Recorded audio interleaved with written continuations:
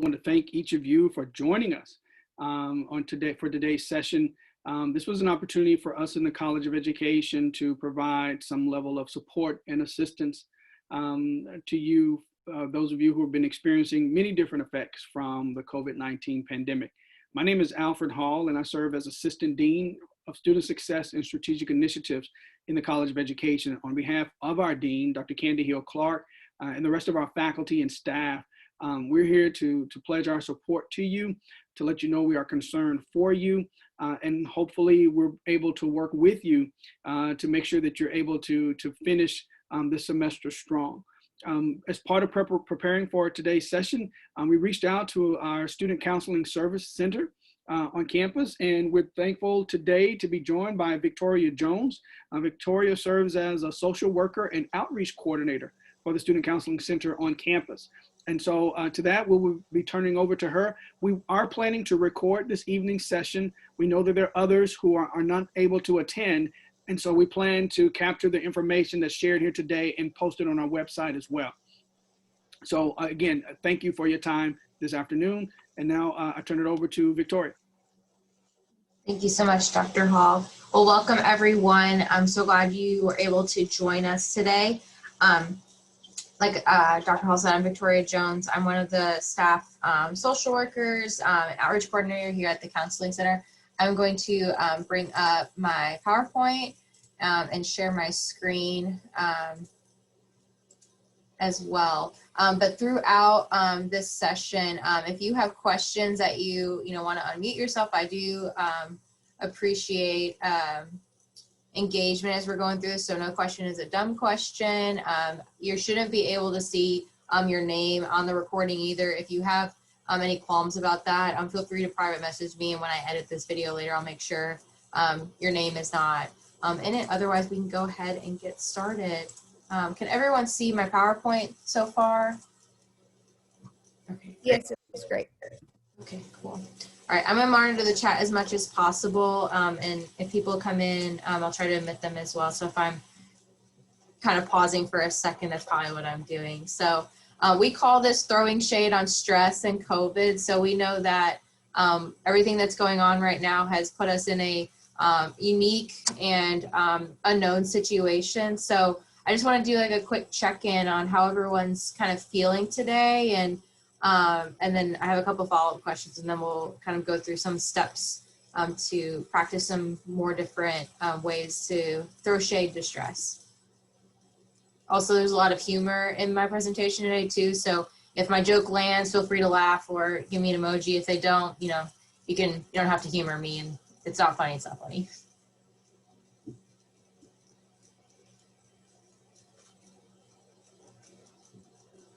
You can put your feelings in the chat and I'll read them out if you want me to, or you can unmute yourself.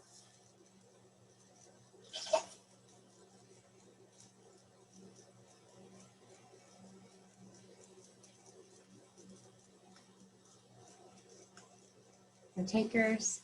Okay, feeling okay. Definitely missing the usual fall activities. Okay, thanks for sharing, Janie. Yeah, I think the unease and just like trying to plan, but things having to be adapted is weighing on everybody for sure. Anyone else feel similar or different?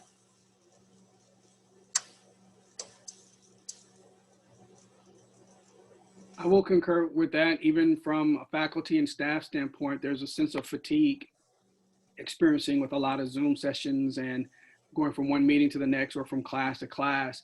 You don't think you're as tired as you are, but I find myself really drained by the end of the day. Mm-hmm.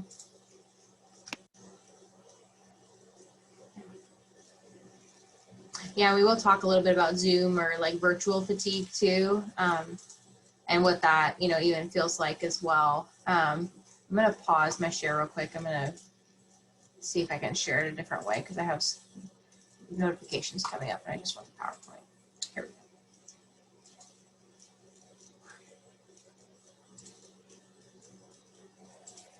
Okay, that's better. All right, everyone's feeling very stressed, nearing the end of the semester. yeah, I know we're just getting done with midterm exams, preparing for maybe finals, and then just the stressful global pandemic as well. Thank you, Kaylee, for sharing. All right, so we'll start through. So when we talk about throwing shade on stress, we also talk about this idea of wellness. So if you've ever been to our wellness fair before or have dabbled in any sort of like healthcare, we always like to talk about the 8 dimensions of wellness. So a lot of the times, like one of those sections of wellness is what our priority is for a little bit, whether that be our physical wellness, our social wellness, spiritual, even intellectual. But we can't address all those things at once. So sometimes even when you are considering like what I need to do about my stress, going back to like what area you want to focus on, and taking one section of that pie at a time. And sometimes there may be some overlap, obviously, but we need to, also be, mindful that we can't fix everything at once. So when we think about throwing, okay. So how are we going to do that? So by practicing wellness, the Global Wellness Institute defines wellness as the active pursuit of activities, choices, and lifestyles that lead to a state of holistic health. And so that is going to fluctuate, obviously, as well. So it may not be, one priority at a time. It may have to, be adjusted. And there's never a sense of, we reach, a perfect stage of health, or we have, crossed all these lines and, dot our I's and T's. Like there is, a sense of maintenance as well. So practicing wellness is an ongoing lifestyle.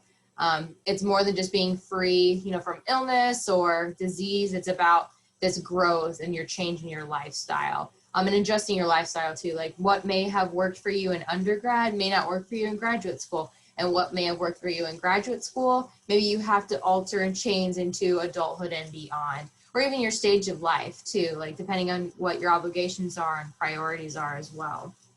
So this can be about like putting things back in order, practicing with a routine, some kind of workout regimen, or just working to achieve or strive towards a goal. It can help obviously with your performance and overall life satisfaction, which we'll get into a little bit more later. Other ways that people practice wellness, or if you have heard of this idea of wellness, because it's kind of a hot button topic that people talk about a lot, is, what are you doing for wellness or wellness centers and things like that. So what is an area of wellness that you try to, prioritize or practice?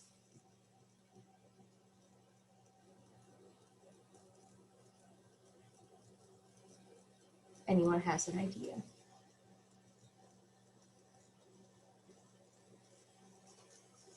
All right, social wellness as much as possible during this time. Yeah, I think definitely getting connected and trying to not self-isolate as much as we can, even though we have to be, farther apart, we can still be connected in a safe manner as well.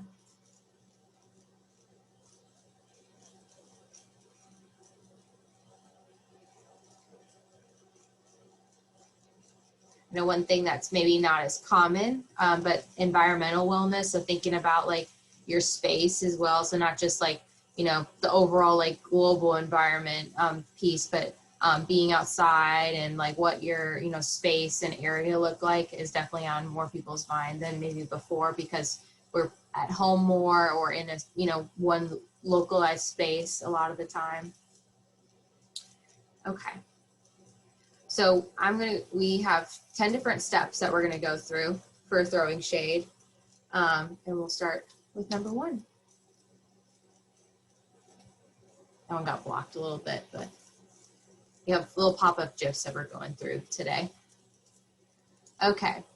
So number 1, routine and finding some control. So I know possibly how you usually go about your fall semester may look really different, this year, or maybe it's brand new if you're a first-time student coming to university. But finding something that you can control is really important, because a lot of things in our life right now may feel out of control or feel like we have a lack of control. But knowing that we can find where we can, bring that back into our perspective. and where we can even let go. It can be a way to practice control as well. So obviously good hygiene is a great way to start. Your sleep routine, getting dressed, even though maybe you're not going on campus and being in the classroom, but at least, dressing for, class and trying to have that routine can be really helpful. Even consistent meals, like if we're sitting in front of our, screens all day, sometimes we get in a groove and maybe, lose track of time and, skip out on, our water intake and stuff like that. That can, be helpful to you, remind you to still take breaks, even though you may not have your whole class schedule and like your commute to school or, what you usually do. So making sure that you create a schedule for yourself that can be really helpful. Motivating yourself with that can increase your accountability and your motivation as well. So maybe if it's something like there's, a lot going on, like organizing, grouping your time, things like that. And even like if you realize like, okay, I don't know what I can do in this situation, but I'm going to find out and maybe I don't have the answer now. Like you might find the answer later and that's okay. That's another way of practicing, like letting go and finding control. And Janie said about her routine is always, really helpful, and bringing a water bottle with you, even in front of your Zoom meeting. So you may have seen me earlier, like having your water near you, it can be really helpful. Any questions about routine or the sense of like finding control in your life and why that's important? All right. Give people a second to put in the chat.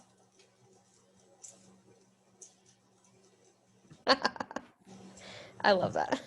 All right, so step 2, being outside. So if you are in like the healthcare field at all, there is a lot of research about how being in like a natural state or being outside, when people have a CAT scan or about their brain function, being outside and the parts of your brain that light up cannot be replicated by any other like activity or experience. So even if you can't necessarily like be fully outside all the time, because we know it's getting colder now and stuff, even being around like your natural light or having the windows open and getting outside where you can be really helpful to boost your mood and help you with perspective, especially because we're around technology so much now and a lot of material things. Being in nature and connecting with that kind of spiritual, natural side of us can be really helpful. So maybe that could be like walking your neighborhood or backyard when there's less people around to practice social distancing. Even aiming for like 30 minutes of your day to be, outside, or at least having the windows open or near you can be really helpful for like any kind of a little bit of an instant mood boost.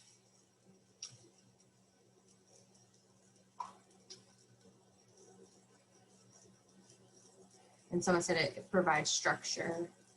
I think that was in reference to having a routine, because that's where we have to start, right? At the foundation. We can't go from there. Taking your dog out for a walk without technology, that's really good too. Just unplugging too. If you have music, that's totally fine, but sometimes just listening to your breathing and like feeling how your feet feel, like listening to yourself as you're walking through and just being present with your body can be really helpful too. All right, so in reference what Janie was saying about limiting technology in some way, we always say, like, if it's possible, limiting your screens. If you can do like 30 minutes 2-3 times a day, I know that's sometimes not possible depending on what your schedule is, but limiting those screens and unplugging, and even getting away from COVID-19 or just stressful discussions. We can't inundate ourselves with that. One that can cause some like vicarious trauma. And what that means is when we surround ourselves with too much negativity and fear, we can, even if though it's not happening to us, we can start to feel it. So that could be, watching watching a video maybe that has, a lot of negativity, or, violence, and it can, if we surround ourselves too much with it, sometimes that can be, harmful to ourselves if we can't get away from it. So that could be even like, listening to the news a lot and like reading up on that can be helpful to stay informed. But if we consume too much of that, like that can also be a lot on us to take in. And also too, just being on screens, it's sensory overload. That blue light that makes a computer screen or an iPhone or whatever go, it keeps us awake too. So the longer that we are on those technology pieces, the more it can be difficult to fall asleep at night too. So how you can do that is supplementing with some kind of non-screen activity. So books, social distance talking, being with pets, things like that, that you enjoy. And we'll talk about more activities in a minute as well, but something where you're not staring at a screen is just always helpful to have breaks with. If you have a smartphone too, sometimes it'll push a notification of how much screen time you're using. And it might be helpful like to see like what is your realistic amount of time that you want to be on your phone and setting limits. That can also be helpful, and it will trigger a response on your phone when you've reached that limit. So that way you can even have some accountability piece too when it comes to that. Any comments or questions about technology and how that can be affecting? The bedtime app on your iPhone has been helpful, says Jamie. So telling you when you should go to bed and about the time when you wake up. Yeah, and it also shuts down, like it will put it automatically on do not disturb at a certain time. So it helps you like not look at it close to bedtime. Yeah. Okay.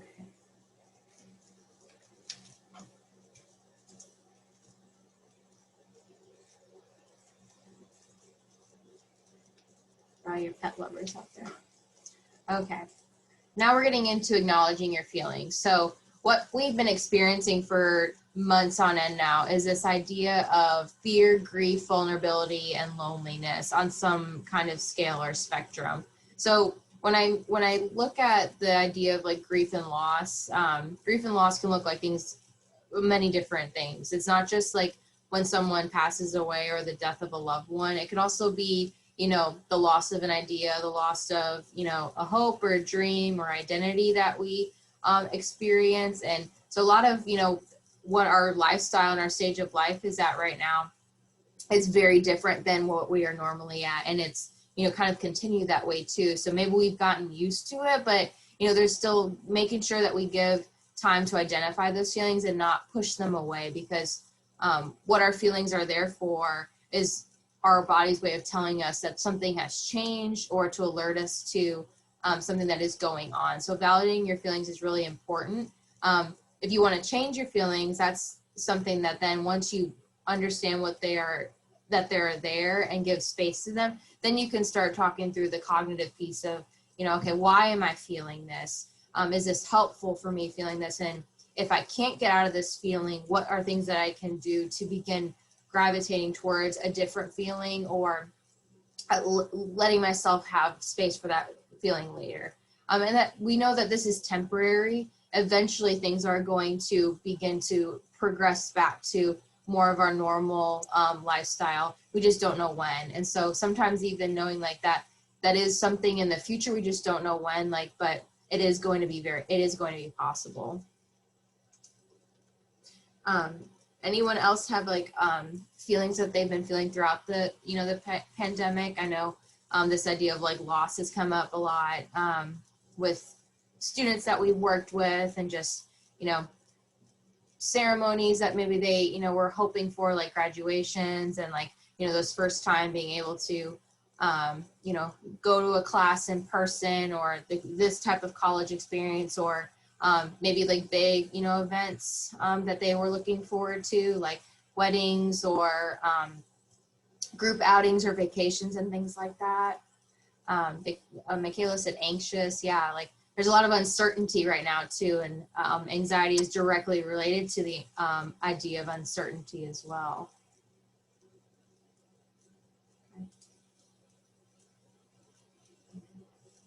So give me your space for your feelings. Okay. The number 5, expressive arts and repetitive movements. So expressive arts can be a lot of things, but it's this idea of channeling the left side, and I hope I'm saying this right, the left side of your brain to engage with our creative side. So the reason that's important is because when we have, when we're going through like our different learning styles and being able to process information, sometimes we kind of get stuck into one certain thing. So having those like expressive arts and repetitive movements can be good for self-soothing from what research shows. And so expressive arts doesn't have to be like necessarily like music and dancing. It can also be like cooking or building or crafting, even just making shapes with blocks and things like that. Nothing to be like, you know, displayed, but it can be very helpful for regulating our emotions because our brain's very receptive to that type of creativity. Even if you may not feel like a creative person, we do like to do these types of things. And the reason is one, developmentally wise, when we think about how we learn from an infant on, we use our senses first. Before we have formal language, we use our sense of sight, smell, hearing, touch, and taste to learn about things. So our brain is very receptive to that. And we go back to those developmental behaviors that can be really helpful for us to ground ourselves. So that can be a way for you to have emotional release as well. Even like dribbling a basketball or having a stress ball go back and forth in your hands can get you out of an anxious state because you're having to focus on those repetitive movements.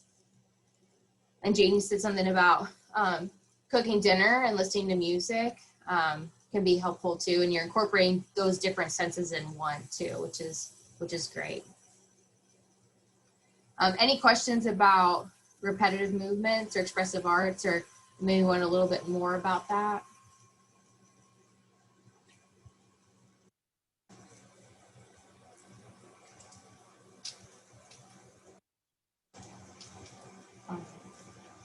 I don't know if you saw this at the beginning of quarantine, but this was on CNN. It was two brothers making jokes about not calling their mom, and they were having like a sibling argument over CNN. And it was pretty funny. Okay. Number 6 is connecting virtually. So obviously we're not using Skype as much, but Skype, Zoom, FaceTiming, the Netflix party app. So if you have Netflix and you want to watch a show in real time with someone else and being able to pause it, that's a great resource to be able to use, so you can watch something but not have it be interrupted. Even the house party app is a free app to download to be able to, if you don't have, someone doesn't have an iPhone, or if you have an Android or something like that, you can use that to be able to connect virtually. I'm not sure if many people are doing this, but I know it's different, than just like sitting down next to somebody in the classroom and like, they end up being your, group partner in a sense, because you just are in that proximity, but trying to connect with classmates in a different way now. If you can, I know a lot of how the online platform is doing right now is, you're meeting sometimes, but making sure to like try to exchange information where you can. That might be having a group meet with people on your class list, or exchanging emails. That might be, a good way to, help you through the rest of this semester as well.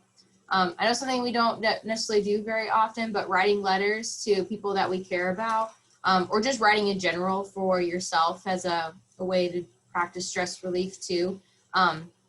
It has a different effect on us than when we type things out or we text, because when we are doing that movement with our hand, because we are processing not only like the words we want to share, but we're writing them out, and we're seeing that come to life as we're writing that letter. That can be a good stress reliever as well, and a way to deepen connection with people is writing letters. You may even just write letters to people that you don't know. So I know there was a campaign before, because a lot of assisted living and nursing homes that don't have people to come visit, they were recording on a lot of different ways, people to reach out, share, you know, and connect with people who maybe don't have, you know, family or able to meet people. So looking at stuff like that as another way to fulfill that volunteerism piece for yourself, but also be connecting. And then reaching out for help to find other ways to connect can be good as well. 'Cause I know it's hard right now. Sometimes, like, a lot of people are needing help around the world and in our own lives. So sometimes it can feel like I need to, you know, I don't want to ask again because I want to try to help myself, but know what your limits are too. And that can be good for you to find ways to connect too.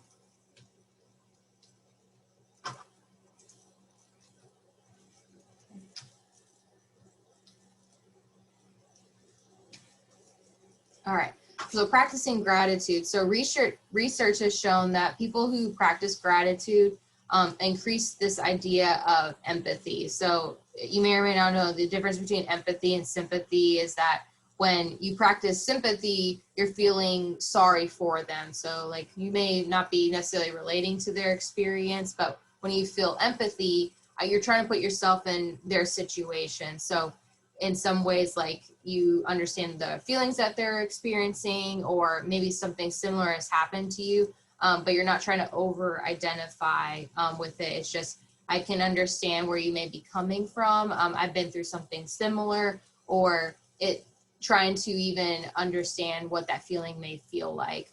So why practicing gratitude can be really helpful is because we learn to appreciate, obviously, the things in our lives, but the more we are acknowledging those positive things and letting the negatives kind of go to the side a little bit more, it creates more pathways in our brain for more automatic positive thinking.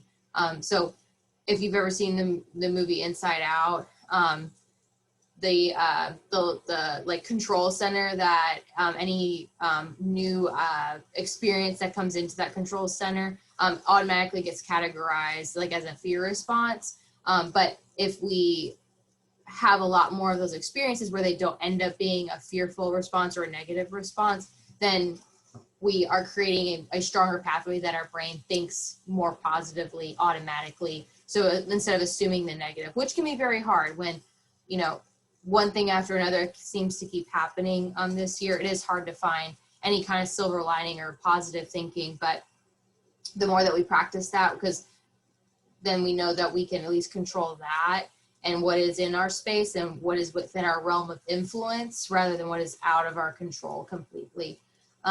So I always say pairing this with something that you do every day. So then maybe like when you first go to sleep at night, when you first wake up, maybe when you're brushing your teeth, because there's not a lot of other things that you're going to be doing at that time, but pairing it with something and naming those things that you're grateful for can be a good reminder and a great way to start or end your day.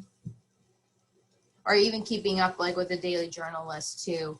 So when you do have a particular bad day, sometimes then going back to, you know, that list that you've come up with can be a way just as a friendly reminder for yourself, because you're the one that wrote them. So it's more likely that you're gonna, you know, believe that rather than trying to seek out something positive from another, you know, friend or family member, because, you know, it's more organic to you.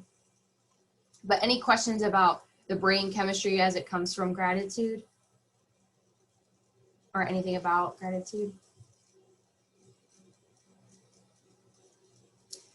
And anyone just now joining us, glad you could show today. This is being recorded, so if you don't want your name in the recording, feel free to message me. And the recording should take out everyone's name, so it is anonymous, but if you want to be certain, when I edit it, I'll make sure to keep your name out.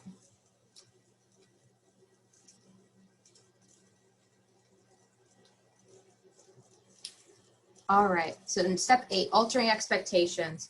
So you may have certain expectations and goals for yourself, and they may still be able to be there, but altering them in some way. So if you are, you know, strictly you want to achieve, you know, all A's or that 4.0 GPA, and, you know, having some wiggle room with yourself, or changing what, you know, failure versus success really means. I think a lot of the times we become very polarized when it comes to like how we put our expectations. We meet them or we don't. One thing that can be helpful is like, am I working towards that expectation? Am I working towards that goal? And is that enough for me? Because when we think about what success is, like, there are so many things that go into, you know, what makes success, right? Like, you can't say when you look at your degree, there is a lot of things that go into what helped you earn that degree, right? Like, it's not just one thing that helped you earn that degree. And so thinking about that, like, that there is a foundational level, but there is a building blocks as well. So maybe that means like lowering your quota. So what your productivity may look like, letting yourself be a little bit lower in that. And just because you're not doing something all day, every day for your classes, or you're working all the time, like not allowing yourself to get into that rut of productivity guilt that I instill fulfillment or success in myself by the amount of work and product that I put out there. Sometimes that may just not be, you know, feasible for myself that day. And then obviously prioritizing your basic needs and your health first, like, because you can't pour from an empty cup. So if I'm doing all these things to meet these expectations, but I'm allowing that one piece of wellness, like my health, to suffer, like, then it's not going to be a holistic way of, you know, your lifestyle that you're going to want. And so with that is practicing radical acceptance as well. So sometimes we just have to accept everything with question without blame or pushback. That's not going to apply to every situation. Some things, you know, we do, you know, have to, you know, speak up and have our voice about when, you know, it affects us, you know, tremendously, but allowing for some of those thoughts of failure to subside, because sometimes we're our own worst critic, we're our own, we get in our own way, because there is no, you know, roadmap or manual right now for these current circumstances besides what we've kind of been coming up with. So allow yourself a little bit of room or grace or space for that, whatever you kind of want to call it, so you aren't too hard on yourself, because it's a struggle for everyone right now, and you shouldn't be exempt from that either. So any questions about expectations when it comes to that, or even maybe more about productivity guilt?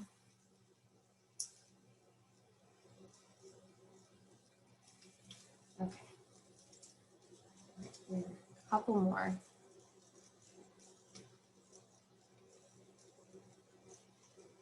All right, so I talked about the senses before, but developing a self-care toolkit. So the things that you use to practice stress management, self-care, it shouldn't just be one thing. So the hope is whatever you're doing now that helps you relax and helps you take care of yourself, we hope that it is not just a one-time thing. It should be an all-the-time thing. If anyone watches Parks and Rec, Donna and I always forget the character's name, but in Aziz Ansari in the show, they have this whole huge day that they get excited for called Treat Yourself Day, and they go kind of all out with their self-care and doing all these things, and which is fine, but we shouldn't see self-care as a luxury. It should be something that we do all the time. So when I talk about a self-care toolkit, if meditating is one of your go-to self-cares, or having, you know, cooking a nice meal, or watching Netflix, or scrolling through TikTok, if those are part of your self-care routine, you can't just rely on one, right? Like if you're in the middle of class and you're feeling stressed, like you may not be able to do one of those things, but some things that you can always do are, you know, breathing techniques and progressive muscle relaxation and things like that, which I'll share in a moment. But having a toolkit is really important, so you have a multitude of ways to address your stress. So engaging all the senses can be really helpful, plus vestibular, so movement. So it can be like the, words are hard today. fidget spinners that were really popular and maybe still are. The reason those are great is because of the movement and the feeling that you can get, or rotating back and forth, or the texture of a stress ball. And then I can't ever say this word either. Proprioceptive, the comforting pressures like a weighted blanket or a self hug, or even tapping yourself can be a sense of touch as well to bring you back grounding, and can be good for self-regulating and focusing on the here and now, which a lot of the time we get really wrapped up in the future and the past, which is very indicative of like some anxiety symptoms or depression symptoms. But when we're in the present, we're able to address those right now, which can be very helpful. So having a self-care toolkit is good.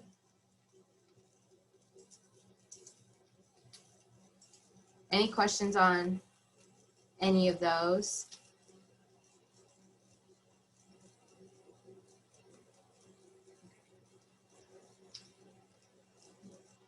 One more thing of shade. All right, so number 10, one of the most important ones that I personally really like to talk about and push is mindfulness, because it's something that you can do anytime, anywhere. So mindfulness comes from the Buddhist traditions of being in the present moment without judgment. But this doesn't have to necessarily be a religious or spiritual thing. It's also just noticing your thoughts and letting them come and go freely. But that's what it's rooted into.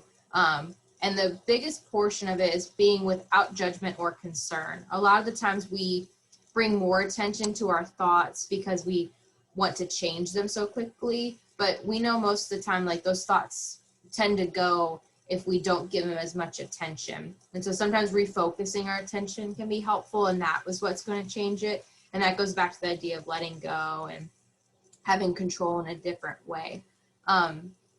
If you're looking for a book to read more about this, Miracle of Mindfulness by Thich Nhat Hanh is a great place to start. He's very much the leader in this practice of mindfulness, but there's lots of different ways that you can practice mindfulness outside of that. So one way is this RAIN acronym. So it stands for recognize, allow, investigate, and I also pair it with imagine, which I'll get to in a second, and then the natural awareness. So if you can imagine even right now, this idea when rain starts, it comes from obviously the clouds. You see it fall down from under the clouds, and then it comes, hits you, hits the pavement, and then kind of like soaks on your skin. So when you practice mindfulness, you notice what's going on. So that thought, so I see the clouds kind of coming, and I'm being there and I'm noticing it. So then allowing the experience to be there just as it is like when the rain comes down and it hits us, and imagining that rain, you know, coming through. So if you want a visual with the mindfulness, and then investigating with kindness. So like, if you can imagine like those thoughts pouring into you, like, why is this happening? Or maybe not understanding, or where that feeling is in your body, and checking in and trying to get to know what is going on in that moment when you are practicing mindfulness. So maybe I'm feeling a little more tension when this sort of thought comes in, or maybe I feel a lot more relaxed when I notice the tension, you know, going away from my arm. So investigating with kindness in that moment. And then that natural awareness then comes when we just are sitting there with the experience, and there's no real action that's required. And that's the beauty of mindfulness, is just the noticing and then letting it go. There's a great visual that we also like to use besides this kind of rain model of like leaves on a tree. And we have a recording of it on our website as well. But it's this idea of like, as leaves are falling from a tree, we notice what those thoughts look like as we're going through this practice, and we label each leaf with a thought as they come in our mind. And as the leaf falls down, it falls into a stream, and then you just notice those thoughts be drifted away. And so there's no conscious, like, I'm trying to change these thoughts, or they're coming and going. We're just allowing them to come and let them be. If you want to read a little bit more about this idea of rain, you can go to mindful.org to read a little bit more fully. But a lot of the times, as I was saying before, is when we're not in the present moment, that's when we, are thinking too much about the future and the past. And the more we can address stress is when we are in the here and now, because we're thinking a lot more clearly. Our consciousness is more up to the forefront. Our breathing is regulated. We're doing all these things that are a lot more in sync, which is helpful. But any ways that you all notice that you practice mindfulness, maybe consciously, like you like to do meditation and things like that, or yoga, and that's kind of in your routine, or is there other ways that you've practiced mindfulness before?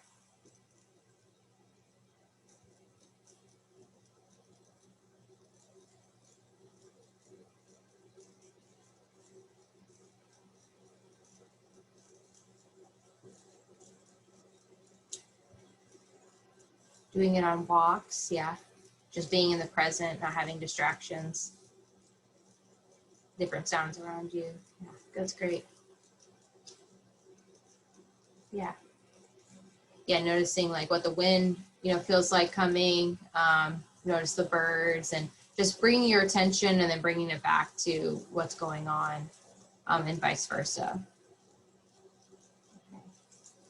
So that is my last step. I'm going to go over our services as well. So if you have any questions about that, I'll get to that in a second. But any questions about any of our shade throwing steps from today?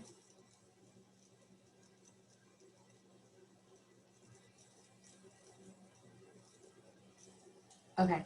If they come later, feel free to put them in the chat. I will go through all of our other resources. So as I was saying before, we have on our website other areas of wellness and resources. So we have all these different guides that have come out really from all these different organizations in response to the COVID-19 pandemic to help people's mental health, really, because we know that people are a lot more stressed, obviously.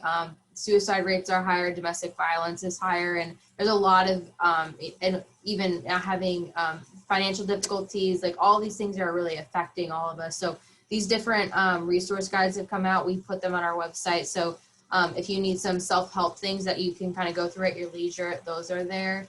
There's a lot of great apps out there too.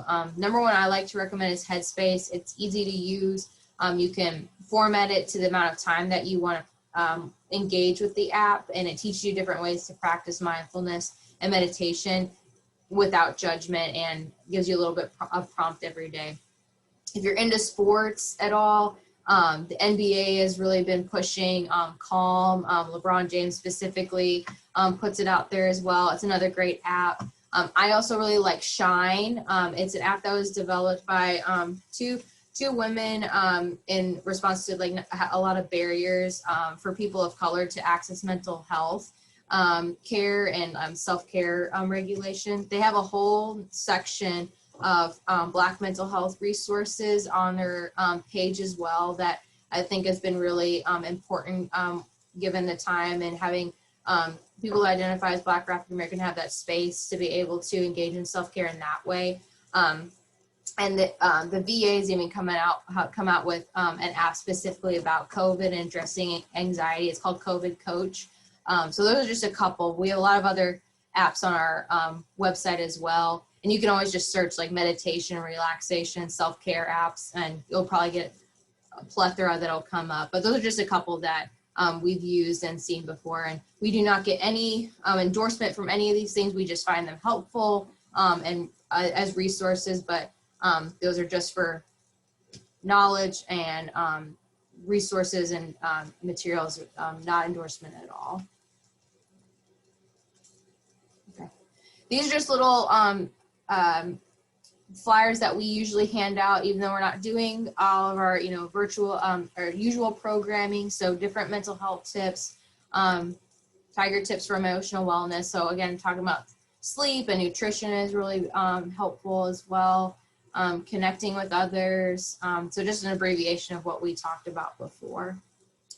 And that's the spelling of Thich Nhat Hanh, the book I was referencing.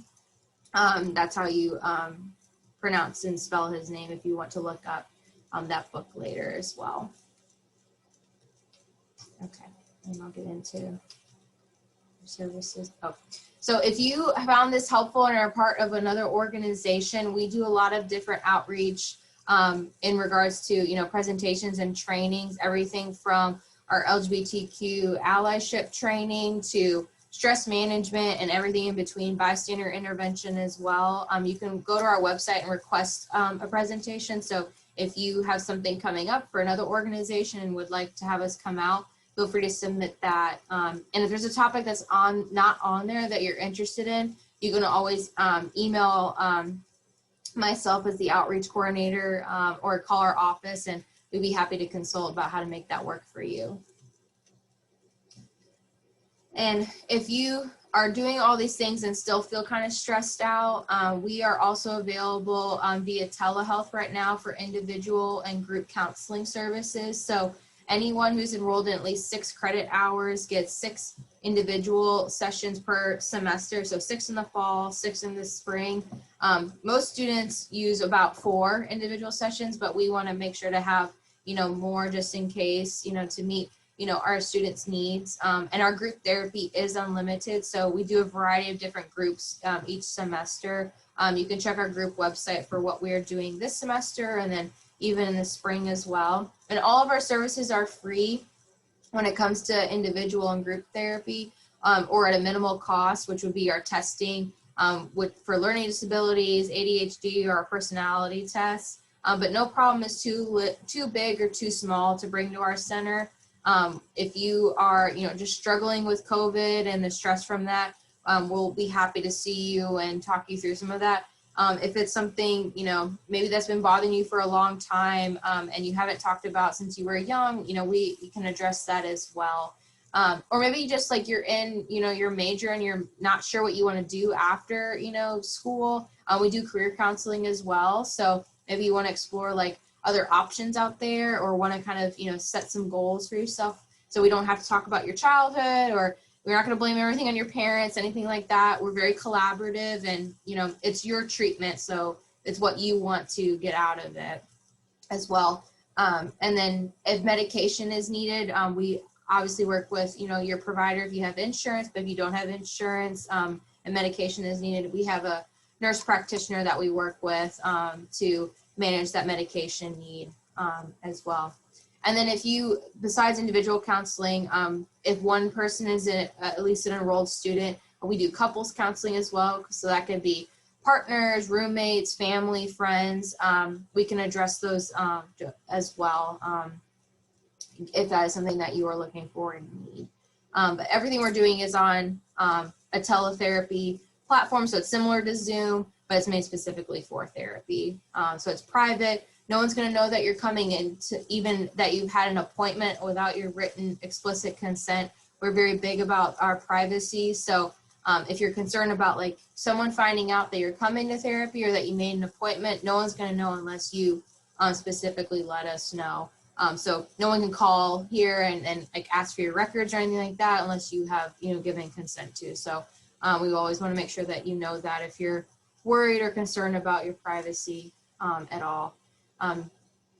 It's very similar to what, again, with medical records as well, we fall under that. But any questions about our services or therapy in general? I did forget to get set up if you have never been in before. We have a link on our website that is our virtual walk-in waiting room. So all you do is come in during our hours from 10 to 3. You'll meet with one of our administrative staff to fill out some paperwork, and then one of our walk-in therapists will meet with you for a brief session to see what your immediate needs are, and then we'll work on getting you set up with an individual or group therapy session that best fits your needs and schedule. That first time appointment is approximately about 30 to an hour, depending on how quick you type and how much you talk with that first time appointment with the walk-in therapist. And then after that, sometimes people feel better just after that one session. Other people need more long-term care, so then they come in for their intake session, and it looks very similar to having a lot of questions, get your history, make some goals, and then you kind of go from there and you meet individually with that therapist. Unfortunately, we have another service that we usually like to provide is our relaxation zone and our oasis room. These are separate from the counseling center, but it's a way to practice self-care and relaxation. And you don't have to be a counseling center client to use this, but we have massage chairs, coloring, and other different relaxation stations. They're closed right now due to health concerns. If you keep up with us on social media, we were going to announce when we're going to reopen that. But right now, we just can't guarantee that it's going to be a safe environment because it's such a big space, and we want to make sure that things are cleanly. The cleanliness is up to par, and our students can use it safely. I'll go briefly about the health center. We're not doing walk-in hours right now, but it is flu shot season. So if you need your flu, we're doing the nasal spray this year. You can book your appointments on the health center website through the My Patient portal. You log in with your university ID. So if you need that flu shot or need COVID-19 testing, we're doing that as well. So keep up with the health center website to see those types of services and days that you can utilize that. But we also see things for like, a cold or sprained ankle, things like that. We're doing teletherapy, telehealth appointments for that as well. And you can learn a little bit more about more specifics about our health center at our health center website. But any questions about any of our services?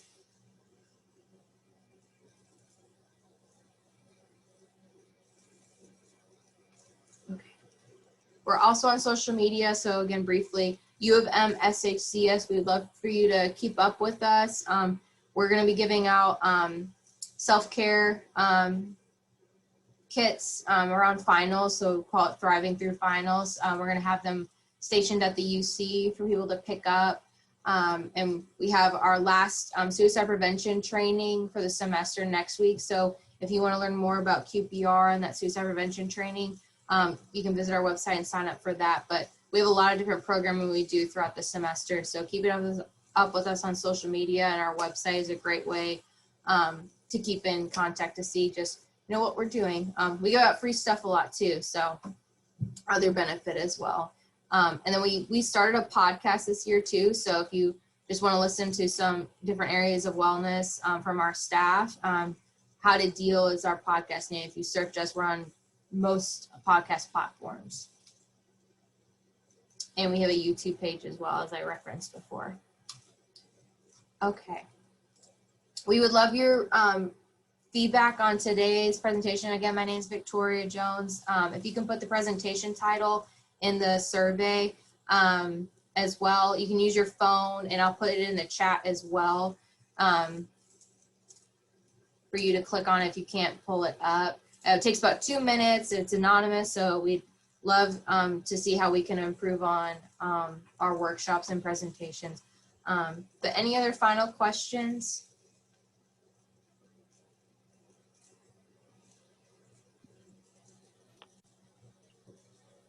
Victoria, I just wanted to say again, thank you for your time this evening, for organizing this information and sharing it for students in the College of Education. To each of you who've joined us this evening, thank you for your time. We hope that you found this information helpful. And again, we'll be working to post this presentation on the College of Education's website, where you can find other student resources so that you can go back and refer to it later or share with other students like yourselves. So again, thank you so much for what you're doing. We hope that you're able to stay and remain encouraged as we're also staying and remaining safe during these incredible times. Thanks again, Victoria, for all of your help and support. Yeah, you're welcome. Like I said, we are here. If you need us, please reach out. But have a great rest of your semester. Good luck with finals, and stay safe, be well.